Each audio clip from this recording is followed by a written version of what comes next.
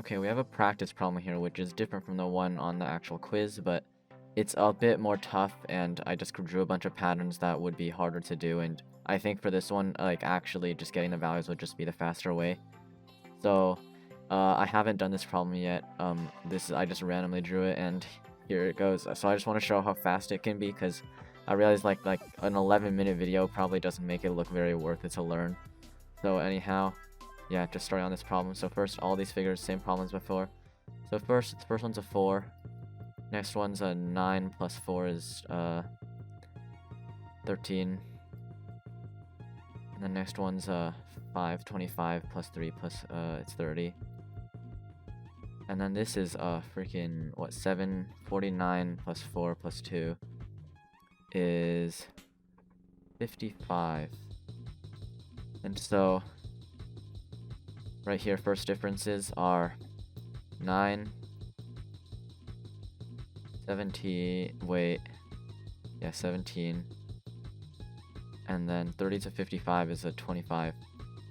Now second difference here would be 8 and 8. And so then we use quickly, we know instantly that A is 4, so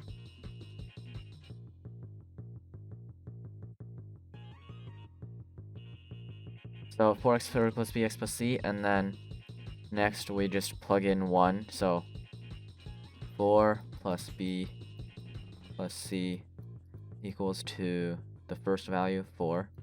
Next we plug in 2, 16 plus 2b plus c equal to what the next value is, 13. And then we just quickly solve for c. So c is equal to, right here it is 4 minus 4. C is literally equal to negative b, that's it.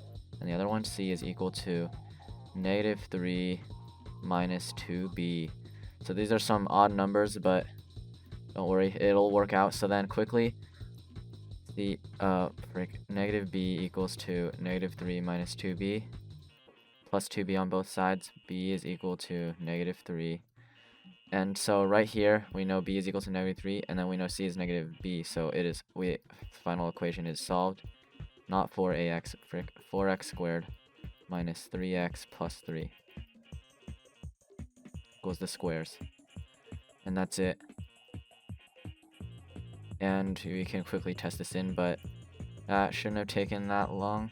So yeah, I hope this shows how this method will work for a lot more complicated things. You don't have to look for patterns, really, you just count them. And yeah.